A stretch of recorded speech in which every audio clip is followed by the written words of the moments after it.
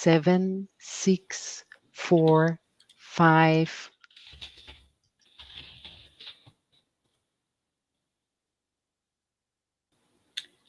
Welcome. Good morning, North America and South America. Good afternoon, Europe. And good evening, Asia and Australia. My name is Sophia Briskine, and it is my honour to welcome you to the World Summit on Combating and Preventing Forced Organ Harvesting on Living People, particularly prisoners of conscience in China. I would like to welcome our distinguished speakers who are here with us backstage. Welcome to our registered audience who will be participating in a live Q&A session in a little while. And finally, I would also like to welcome those watching our live stream broadcast. Compliments to Epoch Times TV and NTD TV. Thank you all for joining us today. The event we are about to embark on comes as a result of extraordinary coordination across 5 continents between dozens of experts and hundreds of researchers, featuring speakers from a total of 19 countries. We will witness truly historical series of events addressing what some have dubbed as the most egregious crime against humanity in modern history. Prolific forced organ harvesting in China has continued unabated for over 2 decades, despite the magnitude of evidence presented in recent years by world-class researchers and investigators. Yet many governments remain silent. According to credible estimates, hundreds of thousands of victims, some estimate over 1 million, have fallen prey to this abuse of the medical profession. Some have even called it medical genocide. Yet many media remained silent. International regulations set by the leading health bodies continue to be violated. The lack of transparency is both alarming and criminal. Yet many doctors and legal experts remained silent. We are reminded of yet another example of such deafening silence that unfolded in July 1942, when millions were marched into Auschwitz, Treblinka, and Dachau death camps. The New York Times published a small column on the back pages that 700,000 people were exterminated in the gas chambers. Meanwhile, the same edition ran a front page story of a governor donating shoes to the war effort. Where was the outcry then? And where is the outcry now? During the upcoming 6 sessions of this World Summit, you will hear world experts in 5 professional fields of medicine, law, politics, media, and social sciences. The final session will elaborate on the much-needed future steps and international policies required at this time. Our experts will discuss what mechanisms have fueled the indifference, what are the consequences of living with this atrocity for decades, and what can be done to end these crimes against humankind, to stop these crimes against every one of us. We invite you to be part of this important debate from which no doubt solutions and justice for the victims will emerge, forming a vital framework for combating and ending the crimes of forced organ harvesting. Now, it is my privilege to introduce our host, Dr. Torsten Trey, physician and executive director of the international medical NGO Doctors Against Forced Organ Harvesting. Darfo has been twice nominated for the Nobel Peace Prize and was awarded with the Mother Teresa Social Justice Award in 2019. Please welcome Dr. Trey.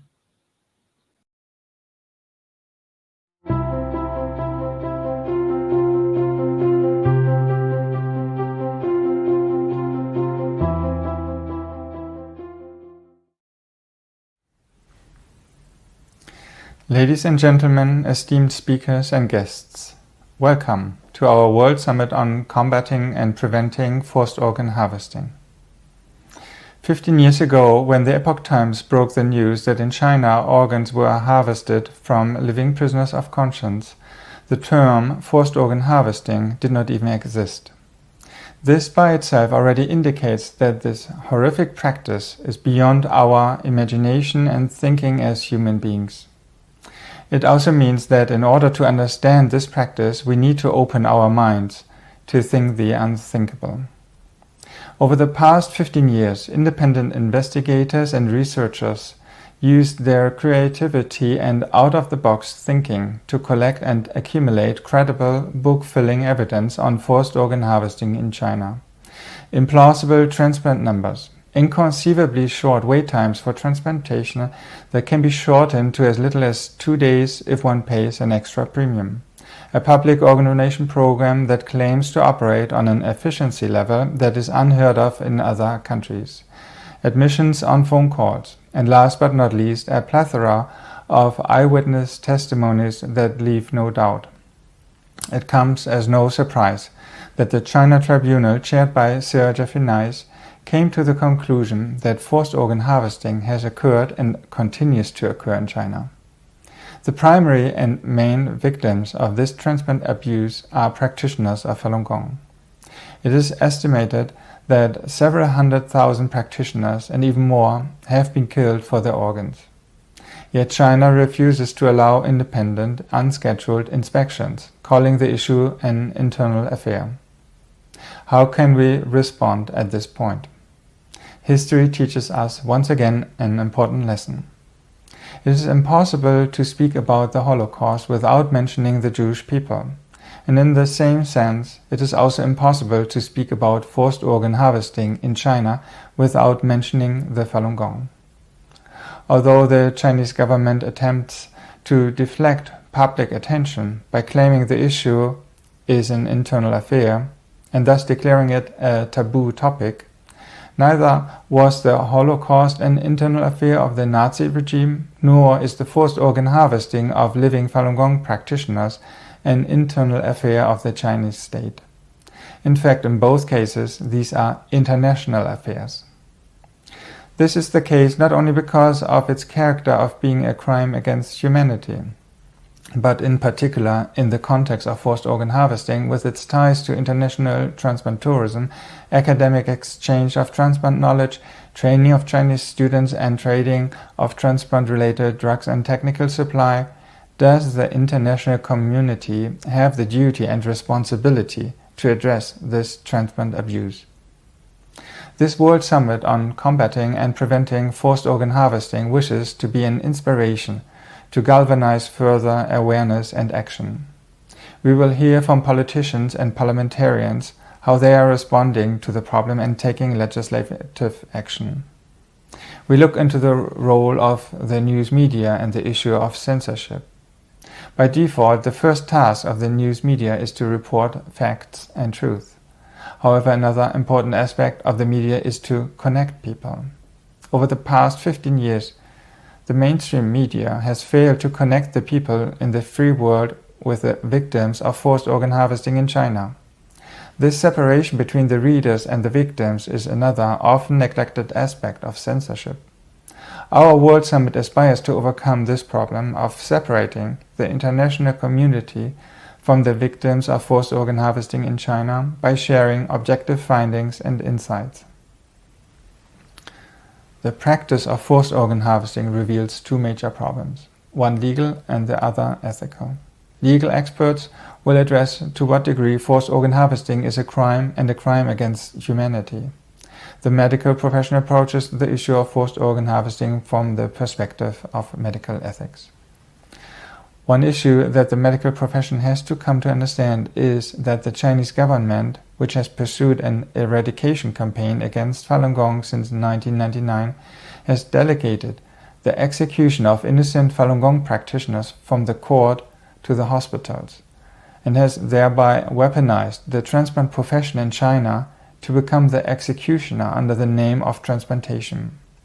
However, killing a living person for the purpose of providing a cure for another person turns medicine into an absurd practice and violates the medical oath.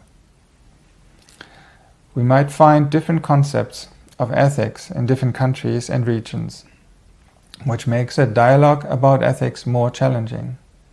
Then how can we find common ground on ethics? A less abstract and more concrete way of capturing the meaning of ethics is to recall an aspect that holds true to every human being. There is not a single human being that has created his or her own physical body at the time of birth. We can build a table or write a book and then claim private ownership. However, that reasoning fails when it comes to our physical bodies. Instead of thinking of ownership, one might rather think of being the steward of the body that creation has provided us to live in. This understanding will very quickly translate into a sense of respect for our and the other's bodies. The respect for the human body that was given to us by the Creator will serve as a good foundation for ethics and medicine. In this sense, in order to combat and prevent forced organ harvesting, our first step should be to show respect and commemorate the victims of forced organ harvesting. Although there are now also other victims groups, such as the Uyghur people, we focus our attention for a moment on the primary victim group. Being subjected to a 2 decades-long persecution and eradication campaign, it is obvious that the Falun Gong have a message to share that the Chinese government does not want the world to hear. We will take a look.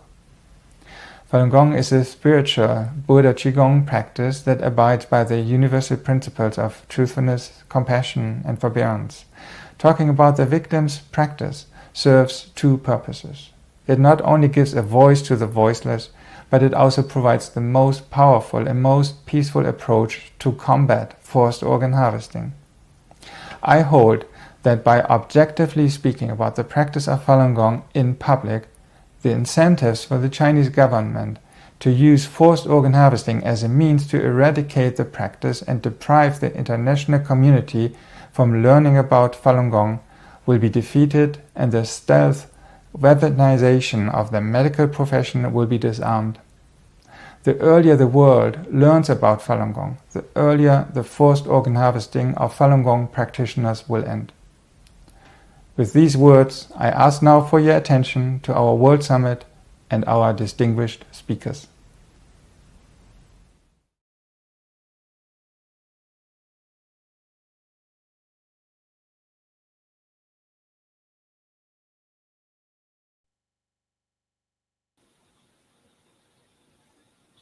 Thank you, Dr. Trey, for such an appropriate introduction to today's first session of our World Summit.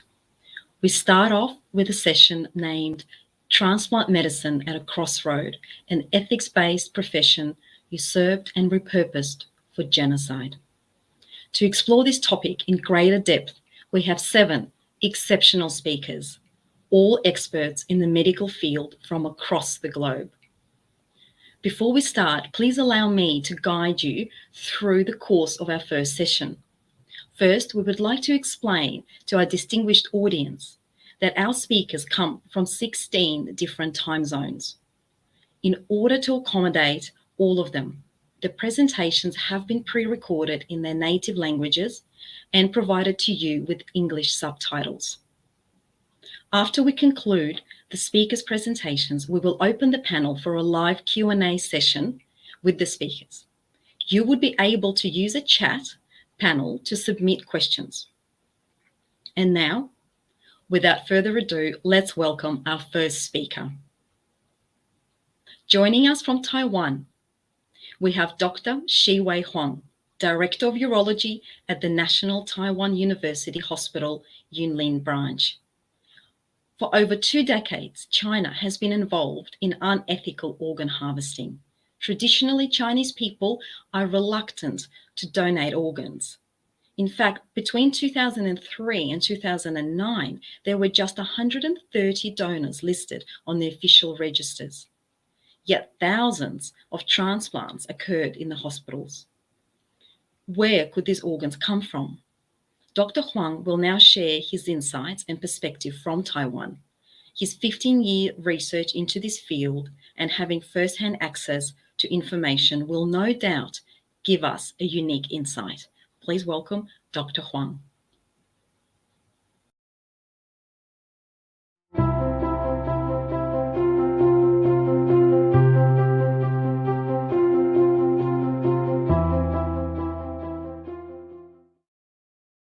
大家好，我是一位泌尿科医师。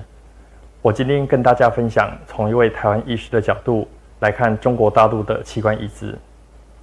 我从2001年就开始注意到台湾民众前往中国接受移植手术，从2006年就开始研究这个议题，一直到今天。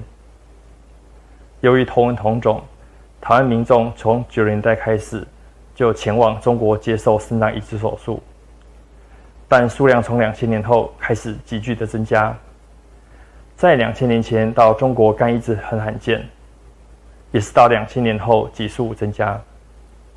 过去20年，有超过4000位台湾民众前往中国接受移植手术，不只是台湾、韩国、日本、东南亚、中东，甚至于西方国家人民，也在2000年后蜂拥的到中国接受移植手术。我们的团队和超过100位到中国移植旅游的病患，以及中介和移植医师谈过。中国的器官移植可以分成4个阶段，分别以2000年、2007年、2015年为界，有改变的和不变的。改变的是中国对器官移植的论述不断的改变，没有改变的是到今天为止，中国的器官移植仍然是一个不透明的系统和高利润的产业。在2000年到2006年之间，我们知道中国有很多的器官供应库，这些供应库是由解放军负责管理和营运的。每一个供应库，我们估计随时有数千人以上的供体资料来供配对，而这些供体库，过去我们一直认为是死刑犯的供应库。当时在台湾对中国器官移植主要的争议不是器官来源，而是中共医师摘取器官的方式。我们知道手段是很残忍的，他们只是制造一个枪伤的人，或者是简单注射麻药后的囚犯，然后就被偷摘走器官。这样的目的是确保过程中囚犯还没有死亡，器官还有正常的血流。一直到2006年才知道这些供应库主要来自防工学院。到2007年之后，中国移植最大改变是费用越来越昂贵，还有整个移植过程越来越隐秘，讯息越来越不透明，器官来源也成为不可谈的秘密。2015年后，中共声称他们已经改革了器官移植体系，只有合格的医院才能够执行移植手术，所有的器官都进入器官分配系统做公平的分配。他们的系统也符合世界卫生组织的标准，然后停止使用死囚器官。这是真的吗？世界卫生组织器官移植指导原则中，对器官来源有2个基本的原则，是可塑性，还有透明。何谓透明？最重要的是它的系统资讯必须对公众开放，任何人都可以检视它的真实性。我们来看美国的 UNOS 系统，它提供国家、州、医院层级的器官移植病人和捐献者所有不涉及隐私的相关资料。可是中国的系统呢，它只提供一个全国的数字，不提供任何一家医院的数字。它的讯息是不对公众开放的。就算到今天，我们搜寻到一份公开的报告，2015到2018年中国器官移植发展报告，和其他国家比起来，里面仍然是提供非常有限的讯息。为什么中共不提供和外国一样的讯息给公众呢？因为医院的员工很快就会知道数据是造假的。我们可以来看几个例子。第一个是浙大医院郑树生，他的论文遭到 Liver International 撤稿的事件。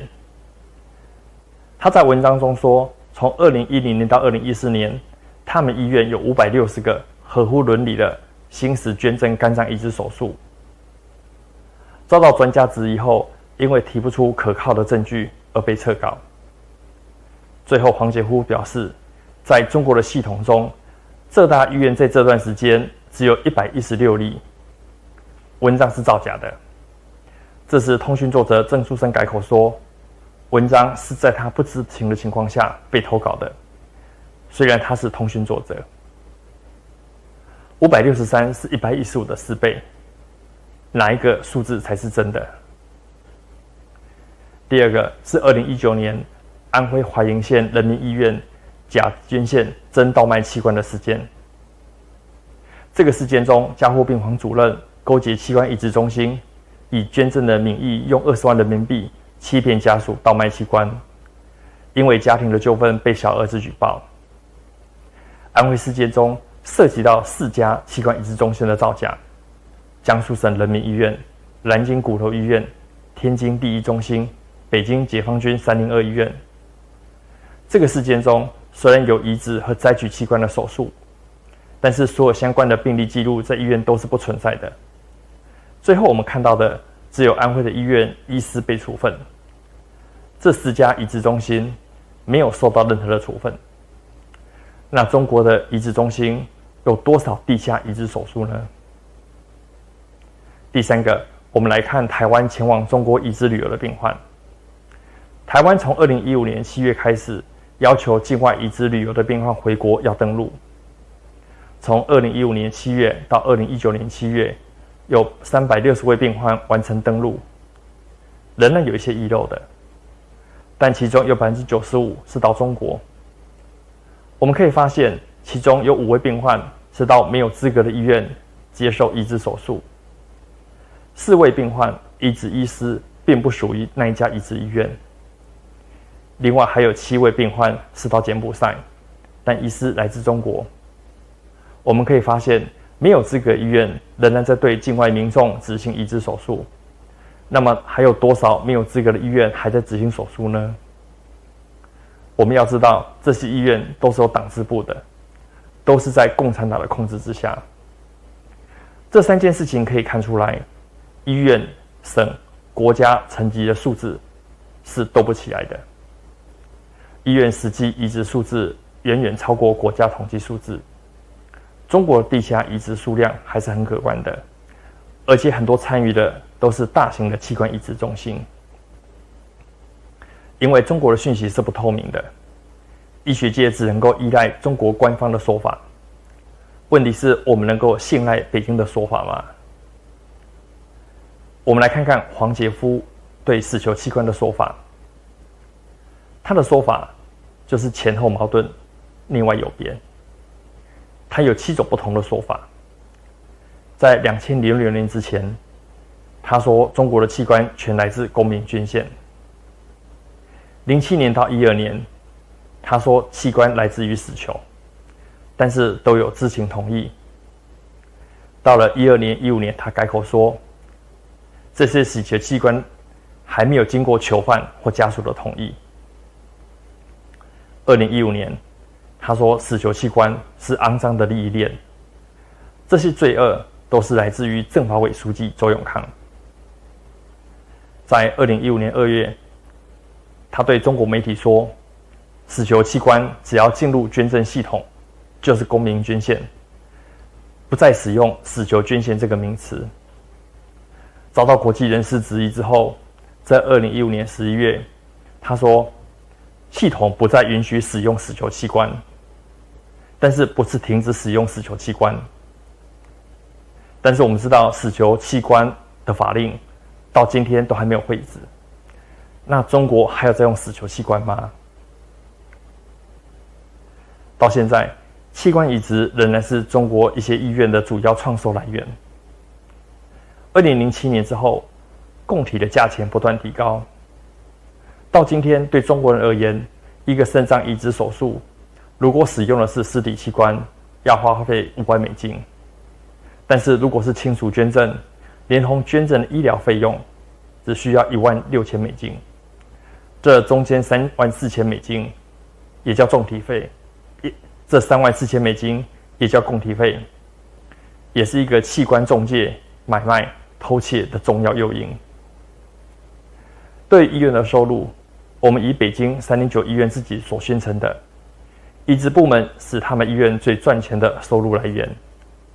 移植收入从2006年的$450万增加到2010年的$3000万，收入是持续一年一年的增加。另外，我们看到中国的移植医院病房仍然持续的扩张，但相反的，在2006年到2015年中，中共统计数字却呈现手术数量不增反减。那么，为何这些医院还需要不断的扩建病房呢？但是相反的，2006年到2015年，中共的统计数字却呈现手术数量不增反减。那么为何需要不断的扩张病房呢？到今天，中国的器官移植仍然是不透明的和黑箱的。官方的移植数量、器官来源、器官分配的说法是不可信的。器官移植是一个高获利的产业。对中国人和外国人来说，只要有钱，等待时间仍然只需要1到2周。由于不透明，中国的系统仍然是不值得信赖的。为何中共不让他的系统透明呢？主要的是他们仍然在欺骗和隐瞒中国人。到今天，器官代表巨额的金钱，中国的医院和医师们用他们不同的渠道在寻找器官。从2000年到2006年，器官主要来自法轮功学员。到2007年后，除了法轮功学员以外，维吾尔族人、少数族群、其他囚犯也成为受害者。除此之外，器官买卖、偷盗也更加横行。中国要成为一个真正合乎伦理和法律的器官移植国，它的器官移植手术就不能是一个庞大的利润市场。移植捐赠和分配系统必须完全透明，而且要对公众开放。另外，在中国，只要人权迫害持续存在，资讯持续不透明，那么滥用器官移植手术就不可能消失。谢谢大家。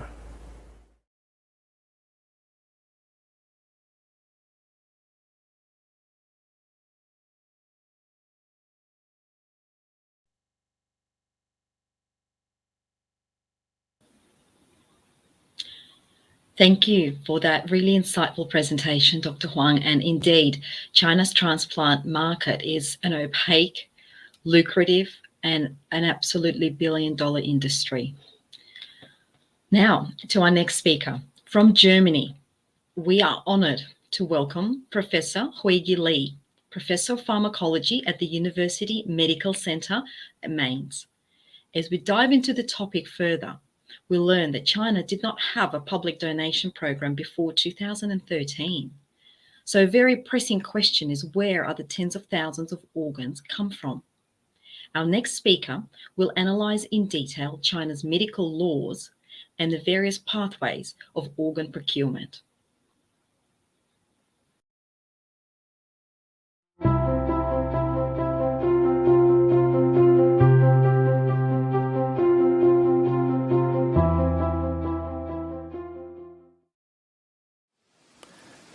Ladies and gentlemen, my name is Huigi Li. I am a professor of pharmacology at the University Medical Center in Mainz, Germany. At first, I would like to thank the organizer for this opportunity. China's transplantation medicine started with organ harvesting from prisoners sentenced to death. But in some well-documented cases, the prisoners were not killed immediately. The gunshot was not to the head. Instead, the gunshot was to the right side of the chest. The purpose was to enable organ perfusion and to increase the organ quality. This case was confirmed by one of the officers who performed the execution. Another case was described by the doctor himself, who performed the organ harvesting. In 2015, Dr. Jiang Yanyong was interviewed by a Hong Kong journalist. He said that later the prisoners were shot but not completely killed, implying that such crimes are like open secret in this business. We are now within the COVID-19 pandemic, which is caused by SARS coronavirus 2.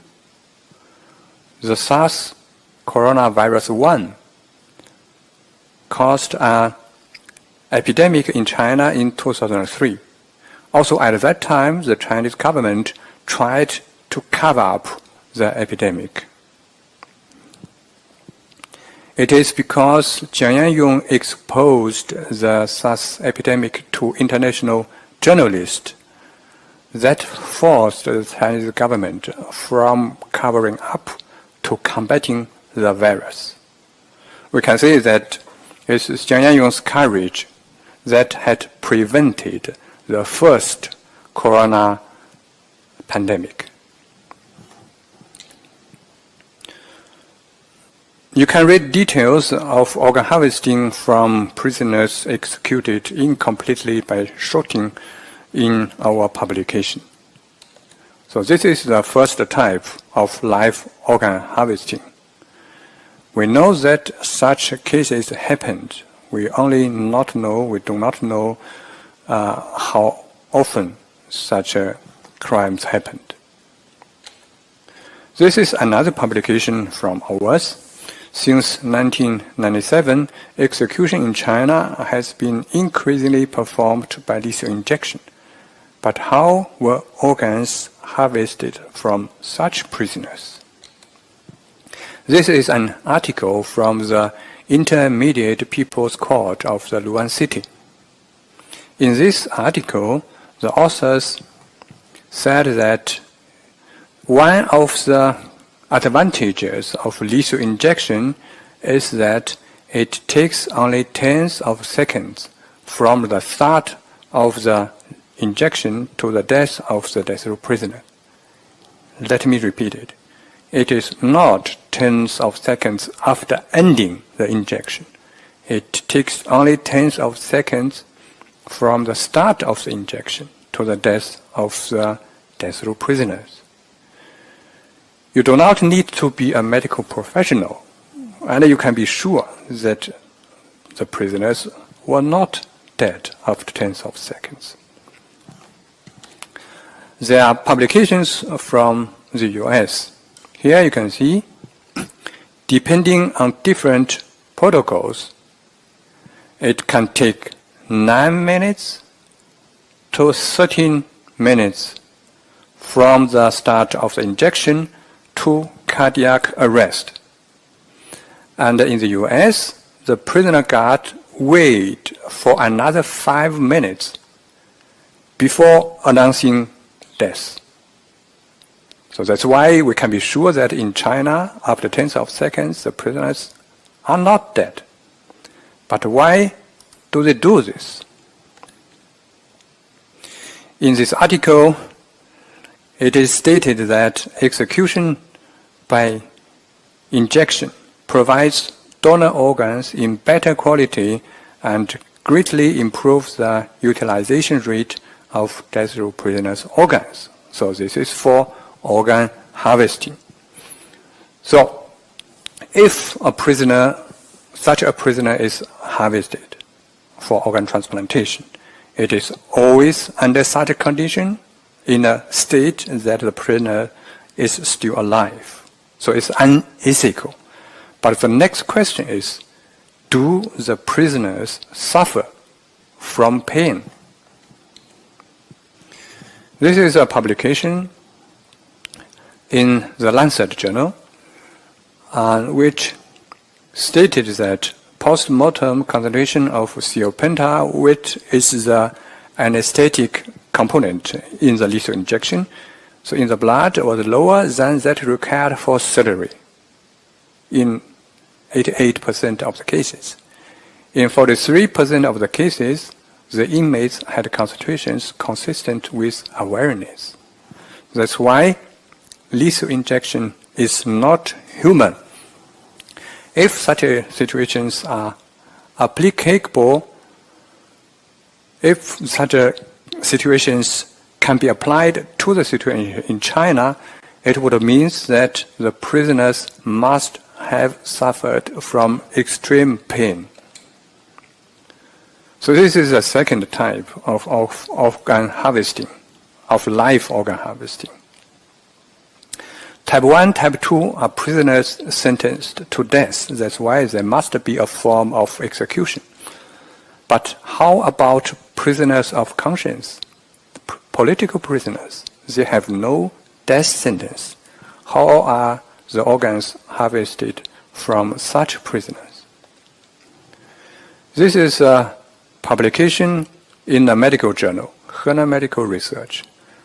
The heart transplantation was performed at the Chinese People's Armed Police Forces hospital, so a hospital of a military, a kind of military hospital. So the heart transplantation was performed in 2001. In 2001, there was no concept of brain death in 2001. That's why this so-called donor cannot be a brain death patient. If we look at the procedure of donor heart removal, here we can see at first systemic hyperinization was performed, and systemic hyperinization can only work if the heart is working, if the circulation is working. So the person is also not a cardiac dead person. Here it is very clear if you look further. Cold cardioplegia solution was delivered to the heart through the aortic route until the heart stopped beating. So the heart was beating. So it is a cold cardioplegic solution caused cardiac arrest.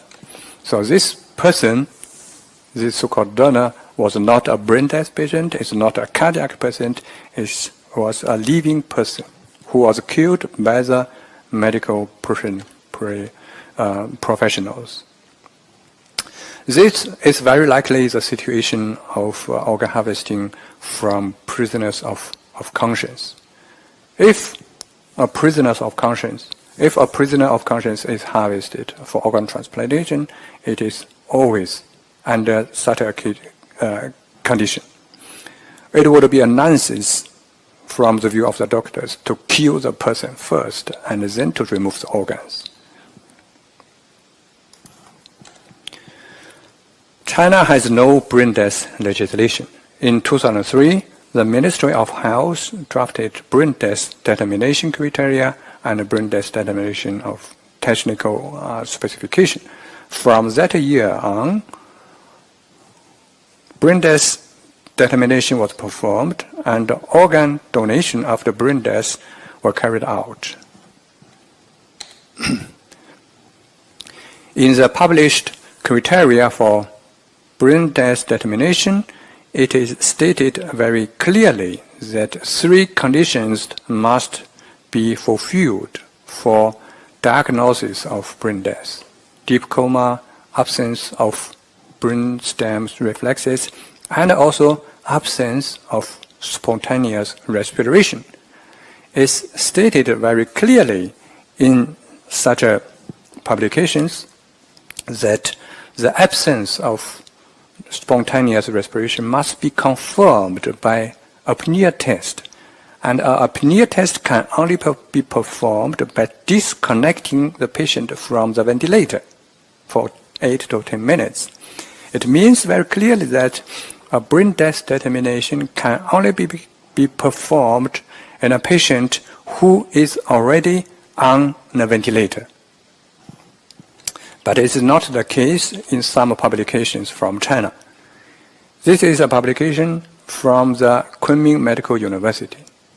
In this publication, they claimed that all the 7 donors were brain dead, but without giving the cause of coma, and the phrase brain death determination was not mentioned in the article even once. If you look at how the heart was removed, it is stated in the article that after donor's brain death, intratracheal intubation was performed for mechanical ventilation. As we have just learned that brain death determination can only be performed in a patient who is already on a ventilator. So after brain death, to perform the intubation for ventilation is a bad joke. So it means that brain death diagnosis was not performed. It's not a brain death patient. If we look at further, the intubation and mechanical ventilation was directly followed by the heart removal procedure. Also here it's very clearly that the heart was working, and it is the cold solution that induced cardiac arrest. So in this case, it's very clear brain death determination was not performed and heart was working, means that it is also not a cardiac death patient, neither brain death nor cardiac death. It was a living patient who was killed by the doctors by removing the heart. And there are more such cases. This is a publication from a military hospital. Here you can see after brain death, intratracheal intubation was performed. Also here another publication from a university hospital. Intubation was directly formed by the organ removal procedure. Here's another hospital. After acute brain death, intubation was performed. And here another publication from a military hospital. Also here, intubation was directly performed by heart removal. Also here, in this case, it is very clearly that the heart was working.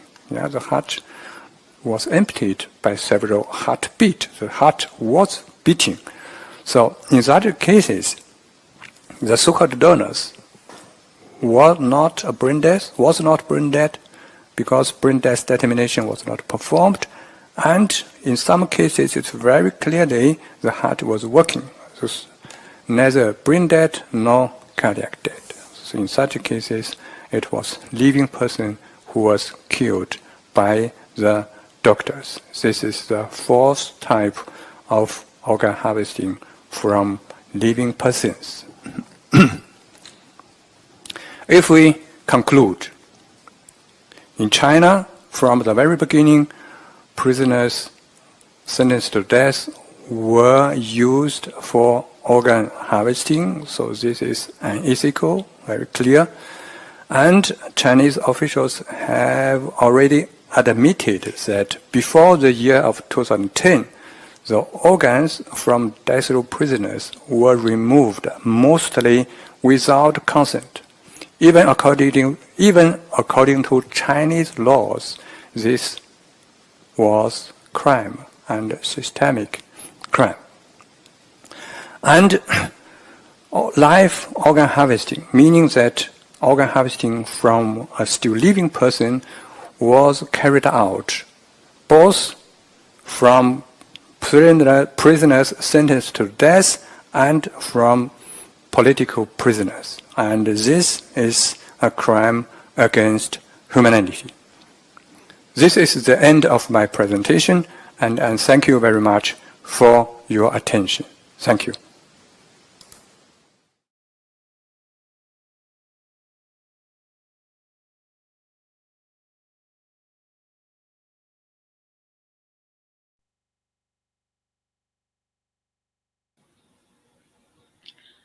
And thank you, Professor Lee, for that very detailed and, in fact, such an important element of this topic that we're discussing today is how doctors have become the criminals in this horrific practice of forced organ harvesting and these chilling accounts of living persons being used as donors, something that in the West we could never conceive happening, yet in China this is happening on a broad scale systematically. Our next speaker from the United States, we're now joined by Dr. Kathleen Timson, Associate Professor of Forensic Nursing. Dr. Kathleen Timson received a master's degree from Johns Hopkins University and a doctorate of nursing practice from Regis University, an awarded expert speaker and author on forensic nursing, education, and wound care. Outside of China, in the West, the recipients are much part of the problem as much as the perpetrators of these crimes. Transplant tourism and transplant tourists travel to China from across the world. Forced organ harvesting is indeed an international affair, not just an internal one. Let's now hear from Professor Timson's perspective.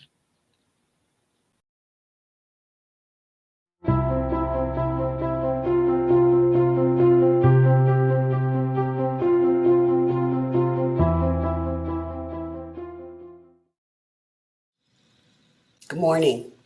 Our topical area to be addressed includes forensic nurses as we unite against forced organ harvesting. Who are forensic nurses? We're registered nurses with advanced education and training in forensic science, legal aspects of care, and nursing that relate to caring for victims who have had their lives impacted in any way by violence, crime, and/or trauma.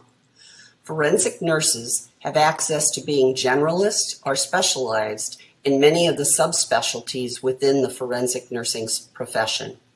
In terms of forced organ harvesting, this specialty that we call upon our work to occur in is that within the human trafficking domain, and we have been advancing human trafficking and forensic nurses for about 20 years globally.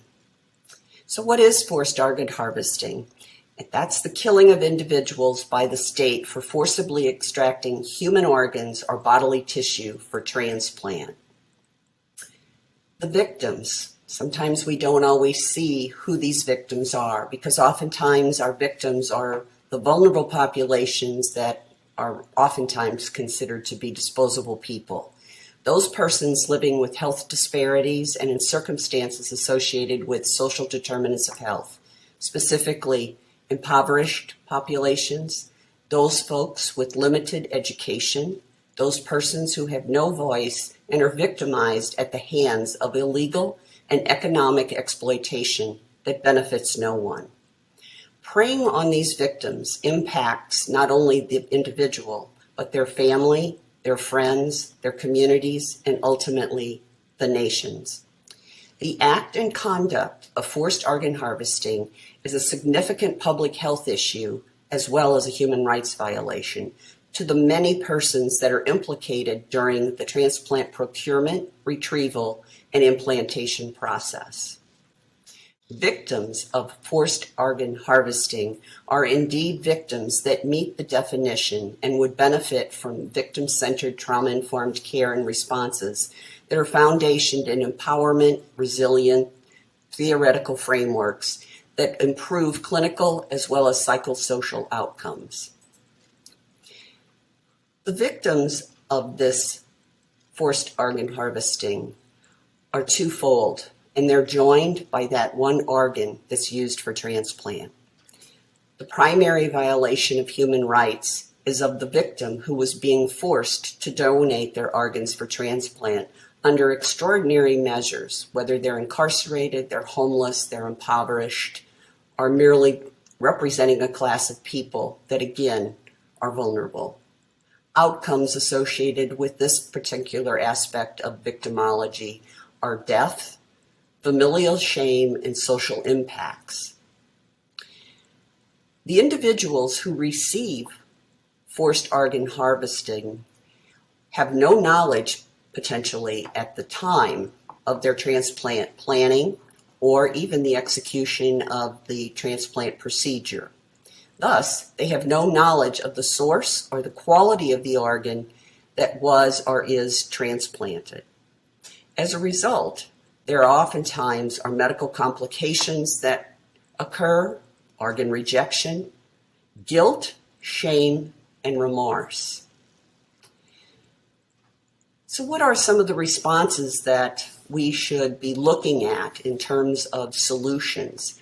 If the victim would survive forced organ harvesting, which doesn't occur very often, they will require intense trauma-informed care to reconcile the tragedy and aftercare procedures and protocols that are associated with health coverage and rehabilitative services, as well as including families whose lives have been affected because of a loved one being used as the donation point for whatever organ is being harvested, need to be included in a recovery fashion.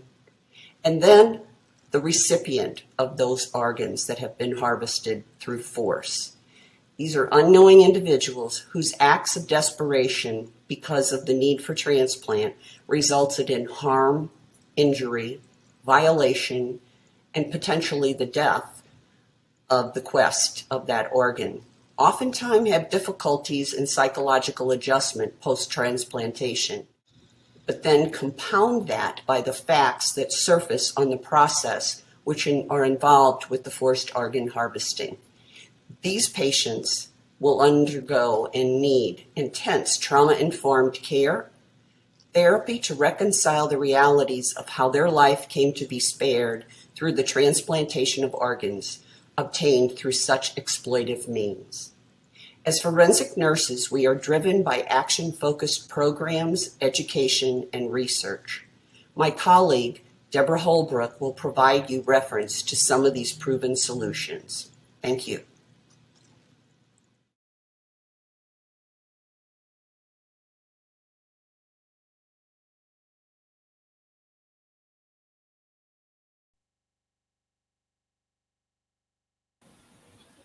And thank you, Dr. Timson. Indeed, such an important element that you raise in your presentation of the need for rehabilitation of the victims and or their families, in fact. And that is something that not much is spoken about. But of course, in China, we can imagine that no such processes are available for those families of the who lost their loved ones to this horrific practice. Moving to our next speaker. Next, we're pleased to welcome Dr. Weldon Gilcrease, Director of Oncology and Professor at the University of Utah School of Medicine, USA. One of the key inspirations for this World Summit was the need to break the systematic silence on the egregious practice of forced organ harvesting committed in China. Our next speaker will address what this silence means for both the medical community and humanity as a whole. What are the implications for a medical doctor who took the medical oath? Can he remain silent when the core principle of the medical profession, which is to do no harm, is violated in the most conflicting way?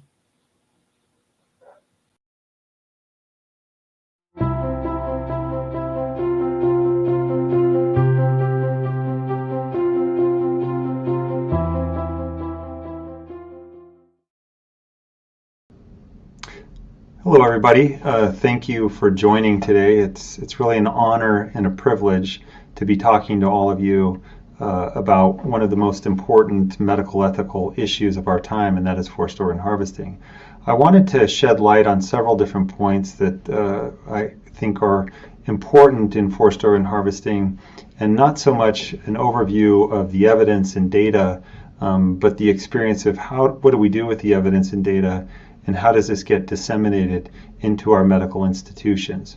So the first issue I wanted to bring up was the silence that has surrounded forced organ harvesting, despite David Matas and David Kilgore's first report back in 2006, and subsequently in the last 15 years, Ethan Gutman's report, the 2016 update to the Bloody Harvest and the Slaughter, by David Matas, David Kilgore, and Ethan Gutman, as well as the findings of the independent tribunal in 2019 and 2020, after looking at all the data, all come to the same regrettable conclusion, and that is that forced organ harvesting is indeed happening in Chinese medical institutions and transplant centers throughout the country, and this has gone really unrecognized by most of the medical community and indeed most of the world. So how has this silence been able to happen? I'd like to give a personal example. I'm at a moderate-sized academic institution in the mid part of the United States, and at our own institution, I and others have tried to do what we can to take action to stop forced organ harvesting. And one example of that is myself and somebody who runs the transplant line at our institution, where we do a moderate number of transplants annually, have tried in our own way to stop bringing Chinese over here to train in transplant and to go back to China, where they will likely participate in forced organ harvesting.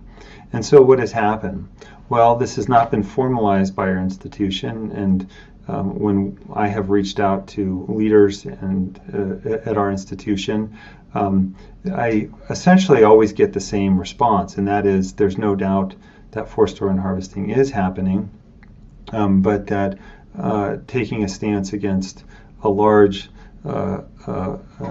strong country such as China could be dangerous both to our institution as well as the undergraduate and graduate schools that we serve with at our university. And one example of this was in late 2019 when I approached one of our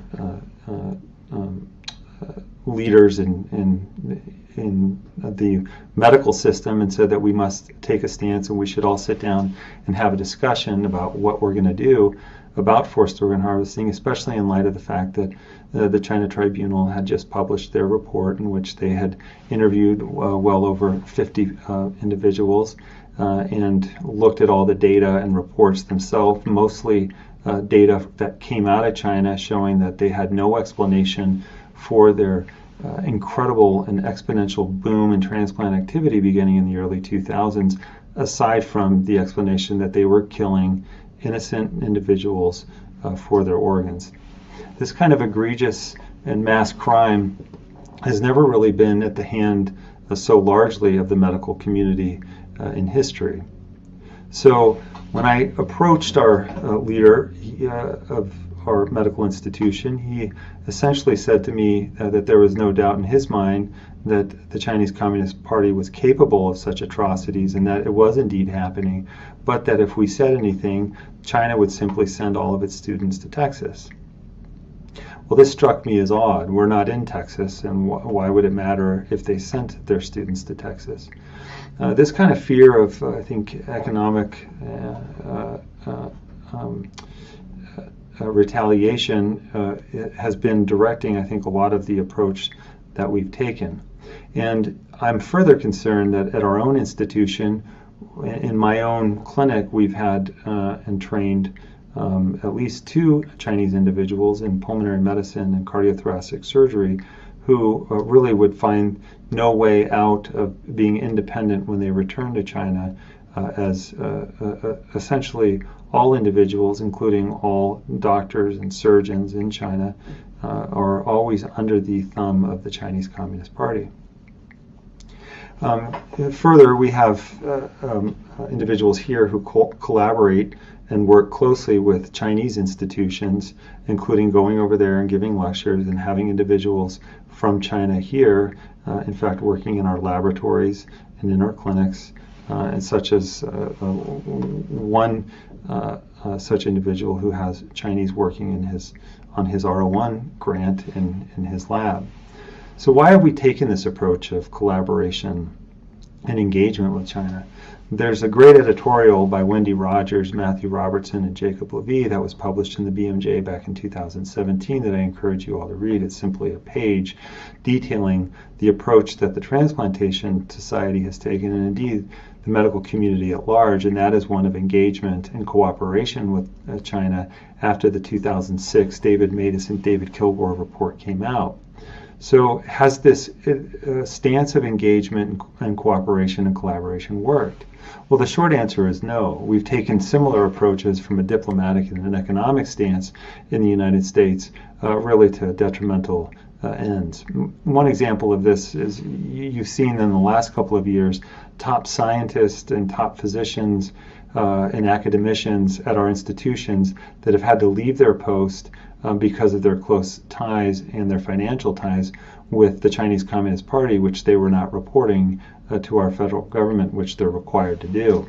So if, for example, at MD Anderson in 2019 and at Moffitt Cancer Center in Southern Florida in late 2019, early 2000, 9 leaders, none of which were Chinese or Chinese American, were forced to resign or left their posts because of not reporting their close ties to the Chinese, with the Chinese government to the United States. So you can see the dangers of this close engagement and collaboration, but it's worse than that. I think collaborating and cooperating with a medical system that's under the thumb of an evil regime is dangerous.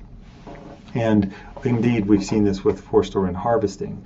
This didn't happen in a vacuum, and in fact, most of the individuals that have built the transplant centers in China, as was bragged about on medical sites before the 2006 report came out, trained in the United States and other leading Western organizations in transplant medicine.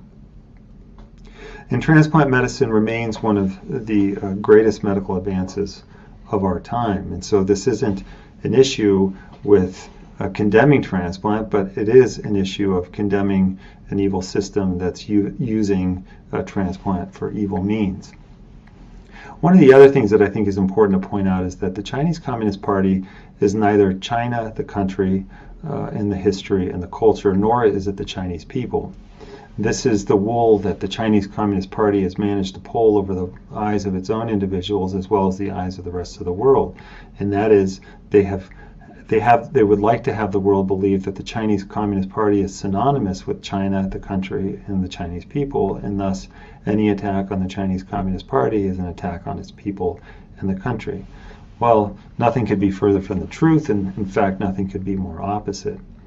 In trying to condemn the Chinese Communist Party for its horrible human rights abuse in forced organ harvesting, you try to keep the country and the people clean and free from the evils that the Chinese Communist Party has used the Chinese medical system to carry out. And when making these kinds of statements, it's often perceived as quote unquote getting political, and this is a term that the Chinese Communist Party likes to frequently use. Political or not, our medical field must stay free from politics. This doesn't need avoiding making uncomfortable positions against the Chinese Communist Party, and in fact it means we should say something against the Chinese Communist Party if it is going to and continue to co-opt our field, our experts, our physicians, and our surgeons. So it is something that we must say, and something that we cannot remain silent on. The last thing I want to point out is the idea that even if China today cleaned up its transplant abuses, which it can't, we must hold those accountable and responsible for these egregious crimes to task. This is something that I think is important to prevent it from ever happening again, and is something that I think is the only way to justifiably handle what we've allowed to happen over the last 15 years within our medical field. Lastly, I'd like to thank all of you for being here. I think that as one common voice, we can make a difference. We can make a difference in our institutions, at our transplant centers, but it simply will take a strong, unified voice saying that We simply can't tolerate this to continue happening, and we can't say nothing because as we've said nothing, we've seen that it does continue to happen. Thank you all for your time, and I'm happy to answer questions a little later. Thank you.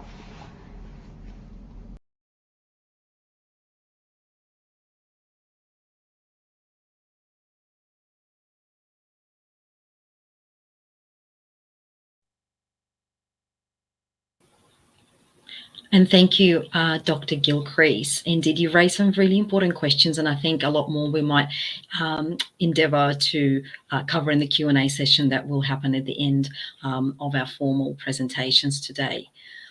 From the US, again, we have the honour of listening to Professor Emeritus Ray Scalata. He's a former professor at the GWU Medical Center and former chair of the Board of Trustees of the American Medical Association. There is no doubt that national and international medical organizations play an important role in addressing any form of medical malpractice. Have they met their responsibilities? Has there been indirect complicity on behalf of these international governing bodies? Let's hear Professor Scalata's insights on these important questions.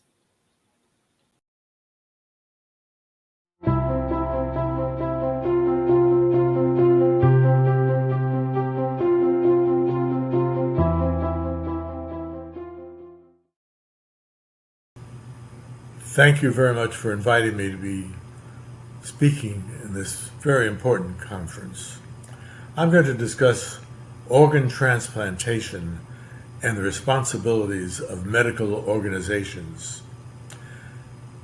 Nationally, and here in the United States, medical societies such as the American Medical Association, the AMA, issue ethical guidelines on transplantation. Failure to comply could result in practitioners' censure and loss of license by the Federation of the State Medical Boards. And for the facilities that engage in unethical practices could lose certification, and there could be litigation and loss of reimbursement. And loss of reimbursement, you're out of business. So what are the codes of ethics on transplantation of organs from living donors? The AMA has gone into considerable detail. I'll just mention a few of the key points. As far as donors and recipients, we need an advocacy team for protection and to diminish risk. We need mutual agreements in advance from the donor and recipient. There should be no conflicts of interest, such as payments for and commercialization of transplants. And in the future, we need agreement that future United States transplant trainees agree to these ethical principles before they can be allowed to enter into the transplant programs.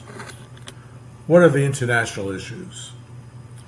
The AMA is a constituent and leading member of the World Medical Association, the WMA. This is a global federation of national medical associations, which include the People's Republic of China, the PRC, which is also a member. They meet several times a year and guided by the Executive Committee. The WMA represents millions of international physicians to achieve the highest possible standards of medical care and ethics, and the AMA has significant influence. The WMA in 2020 issued a declaration to prevent and battle transplant-related crimes. Previous resolutions condemned the many reports of continued violations of these ethical standards by the PRC with imprisoned members of Uyghurs and the Falun Gong. What about the World Health Organization? Well, that is in the WHO, the World Health Organization, is an agency of the United Nations responsible for international health. The WHO and the WMA, the World Health Organization, and the World Medical Association have no regulatory authority. The WHO's Declaration of Istanbul in 2018 has similar ethical principles. However, it is silent on the problems of organ tourism and organ harvesting in China. The custodial transplant surgeons of the Declaration issued a declaration in June of 2020 which cautioned against scientific misconduct, and they stated that physicians should affirm allegiance to the guidelines regarding organ trafficking and tourism, and that journals should affirm their adherence to that goal. The China Tribunal. This is an independent organization in London. It concluded in 2019 that China has committed, quote, crimes against humanity, unquote, with forced and deadly organ harvesting over at least 20 years. A recent article in the Annals of Surgery titled Lung Transplantation for Elderly Patients with End-Stage COVID-19 Pneumonia from China raised serious ethical concerns as to how the lungs for the recipients were obtained within 3 to 4 days.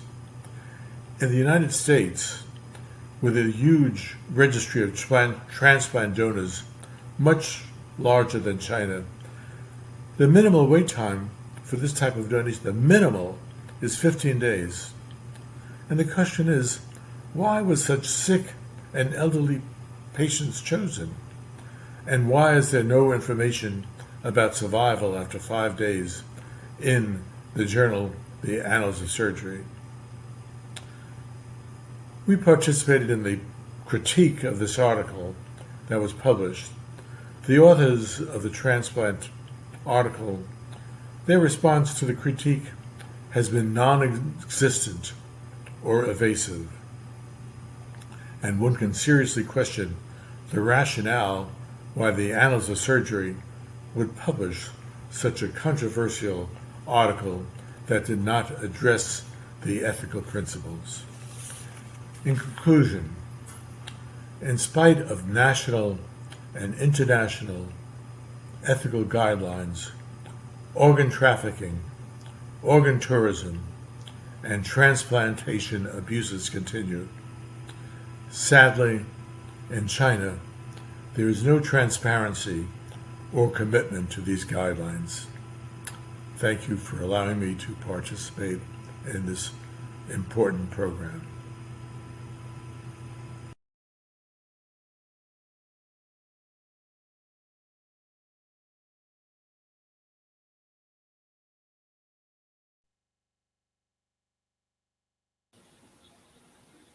Indeed, Professor Scalata, these crimes are horrific, and new guidelines and international regulations are much needed to address this.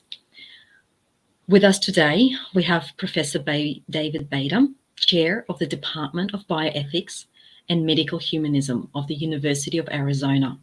The topic of his speech will be the invisible victims of forced organ harvesting, an ethicist's perspective.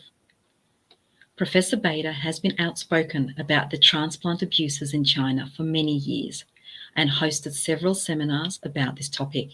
A top expert in his field and a dedicated advocate for ethics, Professor Bader values humanity and each individual as a person. Please welcome Professor Bader.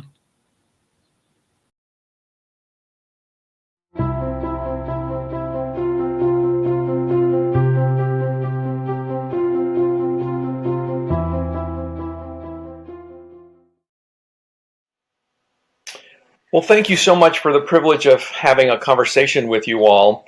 Unfortunately, this is not something that would really garner a lot of, I guess, excitement because it is a very difficult issue to talk about. So I'm going to come across from the perspective of the ethics and the morals. So let me begin by asking you a question. Have you ever felt invisible? Have you ever felt like you were no one, standing in front of someone else or being spoken to, as if you didn't exist? Let me give you an example. How many of us have gotten our car to a red light and stopped, and out of the corner of our eye on the left side, we notice a homeless man or homeless person? And we don't look at them. We just can't wait to get going with the green light because we don't want to acknowledge that homeless man, thinking we need to give him something. But by virtue of the fact that we don't even look at him, we denigrate his personhood. He doesn't exist. And from my perspective, this is where I'm coming from with this whole aspect of forced organ harvesting from persons who don't exist in the minds of those who operate on them, who use them as a commodity, who use them to benefit themselves, rather than understanding that receiving an organ is a gift.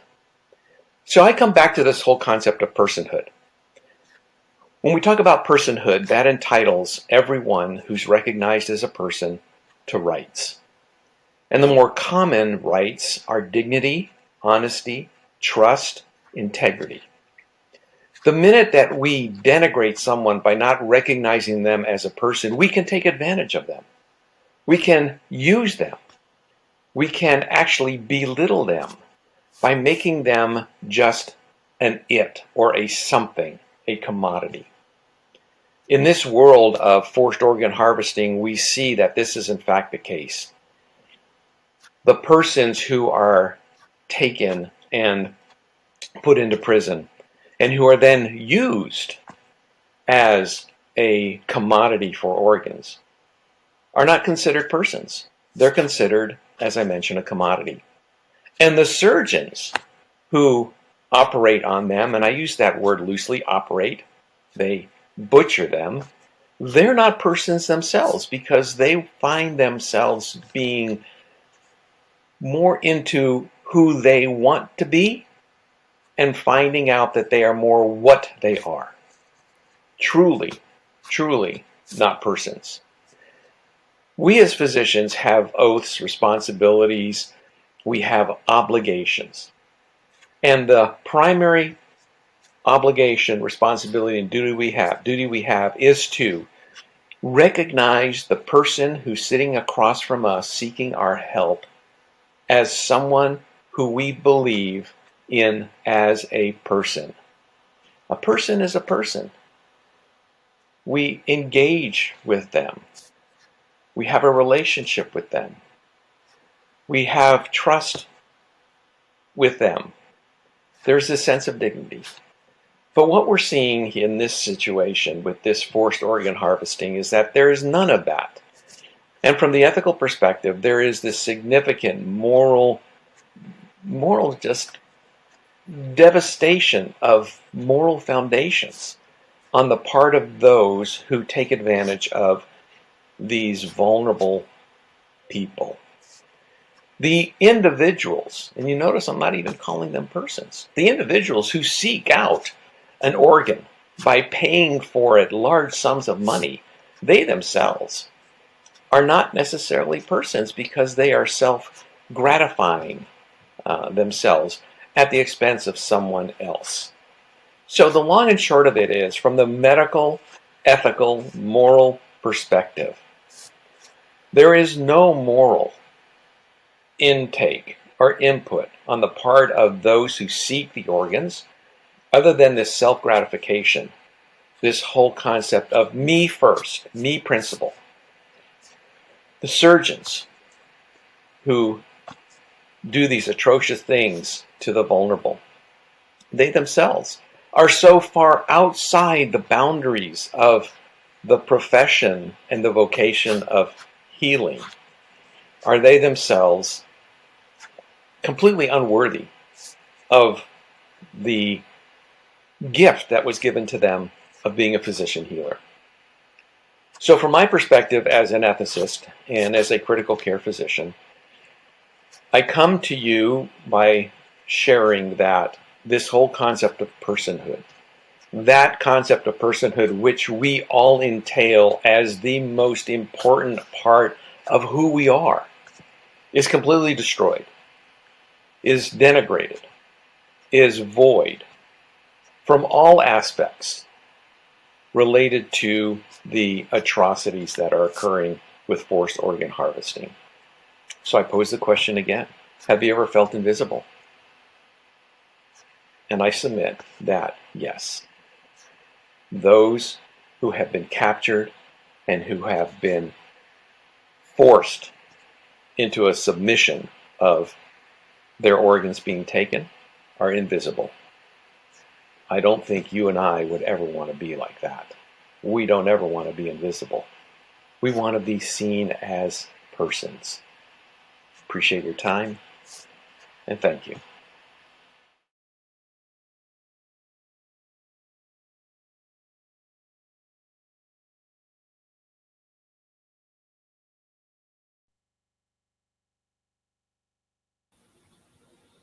Indeed, such powerful words there from Professor Bader, and really touching on what it means for us to be humans and how we treat each other as human beings. Finally, I have the privilege to announce our last speaker for today. We are honoured to welcome Dr. Declan Lyons, Professor of Psychiatry at the Trinity College in Dublin, Ireland. He will explore the vital elements of ethics in medicine as the pillar for clinical care. What new ethical grounds should China's doctors aspire to in order to shift away from the systematic transplant abuse? Let's listen to our next speaker delve deeper into these crucial questions.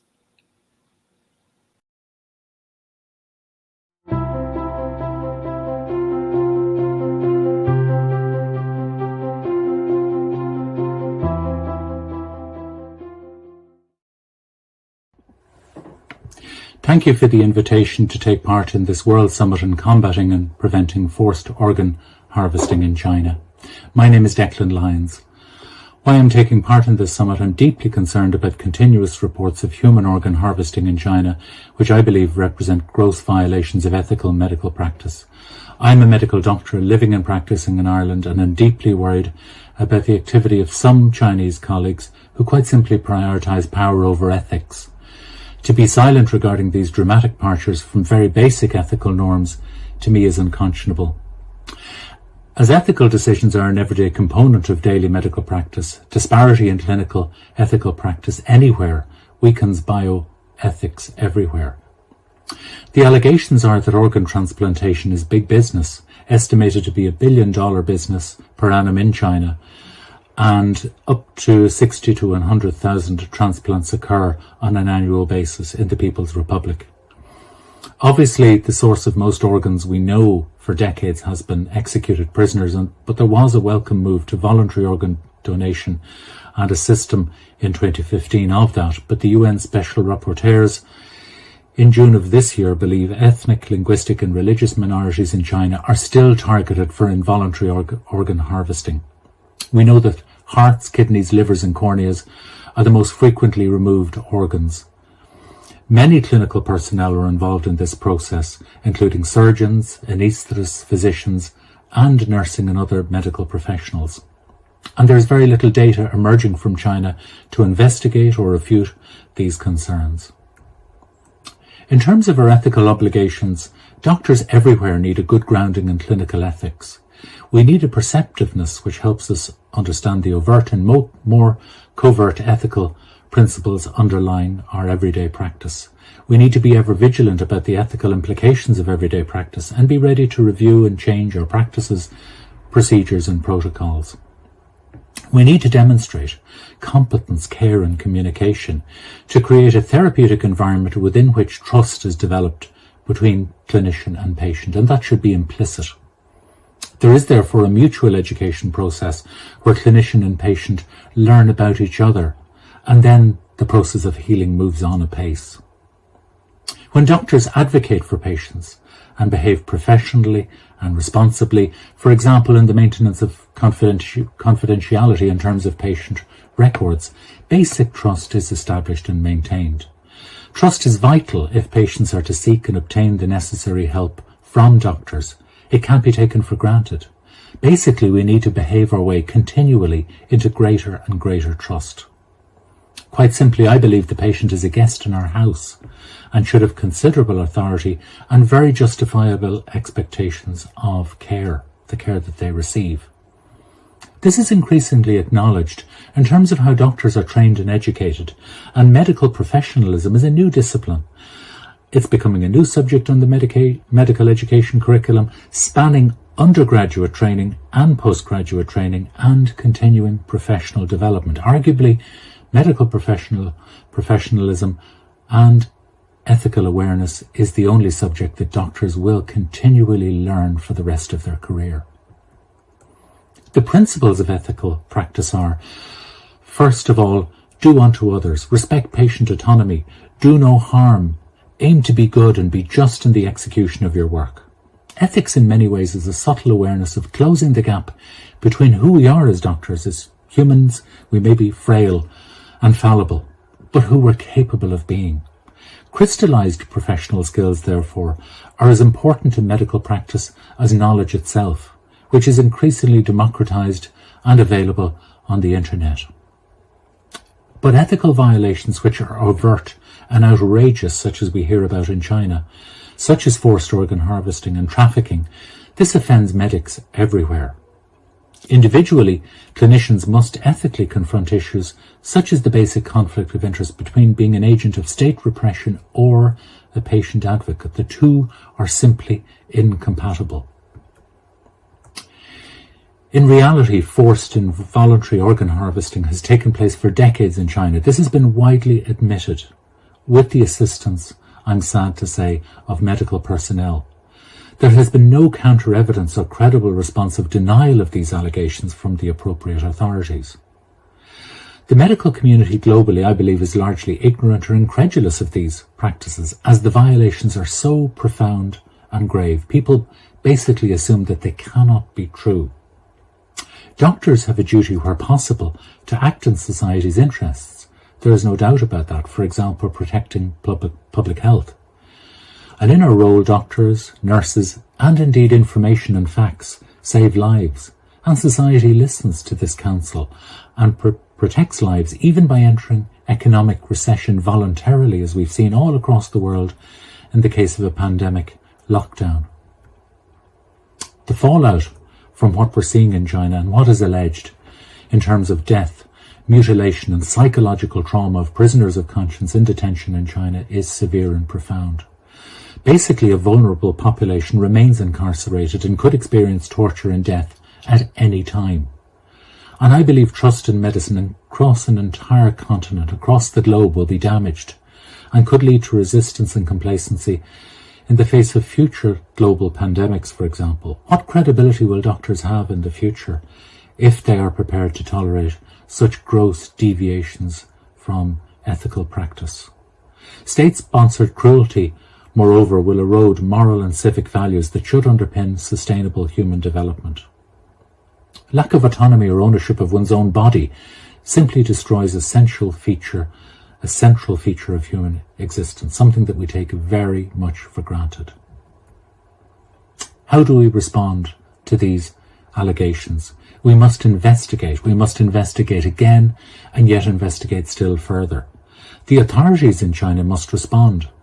If progress has been made since 2014 in reducing forcible organ extraction, then publish the data and allow its verification by the international community. We need internationally validated registers of all organ transplantations that are occurring in China to restore any sense of credible belief about their origin. We need to educate doctors in China about their ethical obligations, particularly those attending overseas training programs in organ transplantation. We must engage with the international community. China must engage with the international community or risk isolation. Biological threats such as viruses, as we've seen, recognize no human borders. I think an example would be the early sharing of COVID-19 genome, which allowed global response and vaccine development. And this cooperation and collaboration between medicine was extremely helpful in allowing us retain hope over someday controlling and eliminating this pandemic. But conversely, disparity in bioethics anywhere weakens bioethics everywhere in all corners of the globe. Altruism, not state coercion, needs to be engendered in organ donation in China through public education. Altruism and generosity is the very essence of organ donation, I believe. There must be a clear distinction of criminal behaviour perpetrated by doctors and everyday ethical lapses, which are still commonplace and are tolerated everywhere. But the level of ethical lapses and derogations from basic ethical conduct that we're seeing in China are extreme, and sanctions will be differentiated and dictated by this clear distinction. Diplomatic and commercial stakeholders also cannot be ignored. They are increasingly vocal in terms of human rights concerns in China.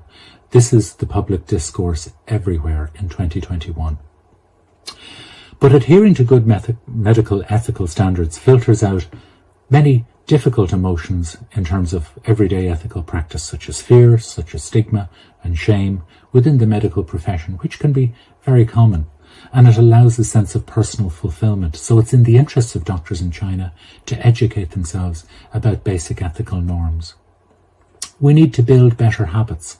We need to standardize our practices, improve our systems. We need to have the greatest level of health for the largest number of people, to let people lead lives to the fullest potential, as opposed to mutilating innocence at the behest of the state or for personal profit. Medical professionals can lead impactful careers by overhauling their ethical and professional standards and achieving excellence. I don't believe anyone sets out to be cruel or to abandon a sense of vocation at the earliest opportunity in a career in medicine. But above all, we need to cultivate a generation of well-rounded clinicians in China who are exemplary, who are role models, and who match their country's undoubted technological prowess. My own personal motives. I'm not a Falun Gong practitioner, but I have lent my voice and support when I realised Falun Gong practitioners were being mistreated by forensic psychiatry colleagues in the Ankang network since 2001, and I have been speaking out against these practices since then. I would support anyone's right to freedom of religious practice, even though I'm not a Falun Gong practitioner. The practice of Falun Gong may not appeal to everyone, but their moral code of truthfulness, compassion and tolerance has universal relevance, I believe. A 22-year persecution is simply too long. China's global leadership and development aspirations will be stunted by an increasing focus on human rights, and this is the test that China must pass if it is to be fully accepted by the international community. Protecting human rights and safeguarding the environment will mark out successful societies during the 21st century. When will the Chinese Communist Party live up to these responsibilities, I ask? If we were to rewrite the Hippocratic Oath in 2021, we would write it something like this. In 2021, it is my vocation to treat not just the illness we encounter, but to think of each patient as a whole person and to behave respectfully, treat skillfully and compassionately as we expect to be treated when we ourselves inevitably become ill, and that will happen.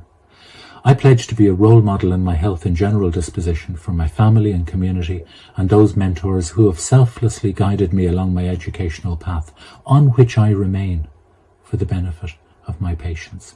That is an upgrade to the Hippocratic Oath, and I urge Chinese doctors to reflect upon it.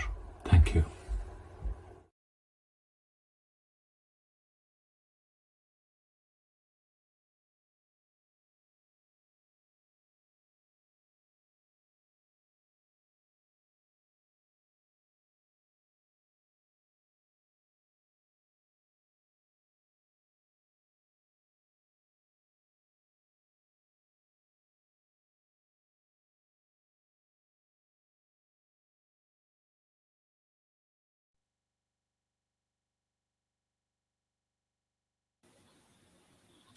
And thank you, Dr. Lyons. What an appropriate way to conclude our session today with that new updated Hippocratic Oath.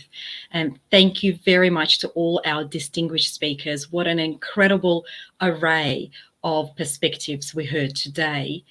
Thank you to our audience who joined us today. I believe we have been advised that there are thousands watching our summit today over multiple platforms across YouTube and directly registered audience members. So absolutely amazing. And sorry I don't see your faces, but I just wanted to acknowledge all of you today. We will now be transitioning to our Q&A session, where our registered attendees will be able to post questions. I would like to say a farewell and thank you to our live stream audience who will be leaving our summit at this point. But to participate in the Q&A of any of our World Summit sessions, you may register at our website. Please don't forget there are 5 more sessions coming up with many more experts sharing their insights with us. I now welcome our live speakers to join me on stage with your cameras on. Thank you. We've got Dr. Huang, welcome. We've got Professor Gilcrease, please welcome.